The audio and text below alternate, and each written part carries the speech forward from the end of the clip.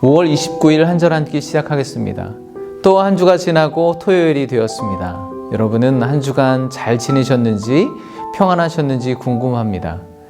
돌아볼 때 특별히 기억에 남는 일, 하나님의 은혜가 있습니까? 우리가 하나님을 신앙할 때 정말 중요한 것, 빼먹으면 안 되는 것이 있는데 하나님의 은혜를 기억하는 것입니다. 신앙은 곧 기억이다 말할 수 있는데요. 우리가 얼마나 하나님의 은혜를 기억해내느냐에 따라 우리 신앙의 건강도가 결정된다고도 할 수가 있습니다. 그렇지만 여러분, 너무 염려하지 마십시오. 하나님의 은혜를 기억한다는 것은 우리의 육체적인 뇌로 기억하는 것보다 우리의 마음, 우리의 심령, 또 우리의 삶으로 기억하는 것이 훨씬 중요합니다. 오늘 본문에서도 하나님께서는 당신의 백성 이스라엘에게 잊지 말고 꼭 기억해야 할 것을 강조하십니다. 23장 14절 말씀에 너는 매년 3번 내게 절기를 지킬지니라. 하나님은 이스라엘에게 1년 중 3번의 절기는 반드시 지키라고 명령하시는데 오늘 본문에는 무교절, 맥추절, 수장절이라고 되어 있습니다. 다른 본문에는 무교절, 77절, 초막절이라고도 표현하죠. 방금 말씀을 보면 하나님은 이스라엘 백성이 당신이 약속하신 대로 가나안 땅에 들어가 살 것을 확정된 것처럼 말씀하십니다. 왜냐하면 오늘 본문을 잘 읽어보면 이 절기들은 농사 수확 시즌과 맞물려 있기 때문인데요. 무교절은 겨울에 심은 보리를 첫 수확하는 절기입니다. 그리고 맥추절은 그로부터 7주 후에 모든 다른 농작물들을 수확하는 절기와 맞물려 있죠. 그리고 마지막으로 수장절은 한 해 마지막으로 모든 곡식들을 거두어 드린 후 저장하며 감사함으로 드리는 추수감사절과 같은 의미라고 할 수가 있겠습니다. 이처럼 농작물을 수확한다는 것은 물질적인 풍요를 의미하죠. 조상 아브라함 때부터 나그네 삶을 살았던 이스라엘이 광야를 지나 가나안 땅에 들어가 정착해서 물질의 풍요를 누리게 되었다는 것은 먼저 하나님의 구원하신, 인도하신 은혜임을 기억하라는 의미가 있는 것입니다.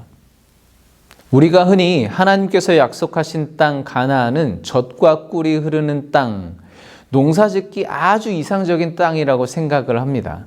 그러나 실제는 그렇지 않았습니다. 그 땅은 애굽 땅과 같지 않고 산과 골짜기가 있어서 비를 흡수하는 땅이라고 성경에서는 표현하고 있습니다. 즉 농사 지을 만한 땅이 못 되는 곳입니다. 그런데 왜 성경은 그곳을 젖과 꿀이 흐르는 곳이라고 표현하고 있을까요? 그것은 하나님께서 적당한 때에 이른 비와 늦은 비를 내려주셔서 마치 젖과 꿀이 흐르는 것처럼 그 정도로 풍요하게 소출을 거두게 해 주시겠다는 하나님의 약속이고 실제로 하나님은 그렇게 하셨습니다. 그러나 거기에는 한 가지 중요한 전제가 있습니다. 신명기 말씀에 내가 오늘 너희에게 명하는 내 명령을 너희가 만일 청종하고 너희의 하나님 여호와를 사랑하여 마음을 다하고 뜻을 다하여 섬기면, 그 말은 곧 가나안이 원래 그렇게 비옥한 지역이어서가 아니라 그곳이 광야이든 가나안이든 다른 어떤 곳이든 이스라엘이 늘 하나님만 바라보며 그분의 말씀만 듣고 예배한다면 하나님께서 그곳이 젖과 꿀이 흐르는 풍요의 땅, 복된 곳으로 만들어 주시겠다는 약속인 것입니다. 따라서 이스라엘이 매년 씨를 뿌리고 농사를 짓고 소출을 거둘 수 있는 것은 하나님께서 적당한 때 이른 비와 늦은 비를 내려주시며 돌보아 주신 하나님의 은혜요, 하나님의 복이라는 것을 인정할 수밖에 없는 것이죠. 그것을 기억하며 절기를 지키라는 것이죠. 물론 그런 측면에서뿐만 아니라 훨씬 더 중요한 영적인 측면에서의 의미도 있습니다. 무교절은 6월절에 바로 이어지는 절기죠. 즉 출애굽 구원의 역사를 기억하는 절기입니다. 또 맥주절은 시내산에서 율법을 받고 하나님과 언약을 맺은 날을 기억하는 것이고, 마지막으로 수장절 또는 초막절은 광야 40년 동안 그들을 인도하시고 보호하신 하나님의 은혜를 기념하는 절기입니다. 그런데 실제로 이 세 절기는 출애굽해서 광야를 살았던 세대들이 아니라 그 이후 세대, 가나안 땅에 살았던 세대들이 지켰던 절기입니다.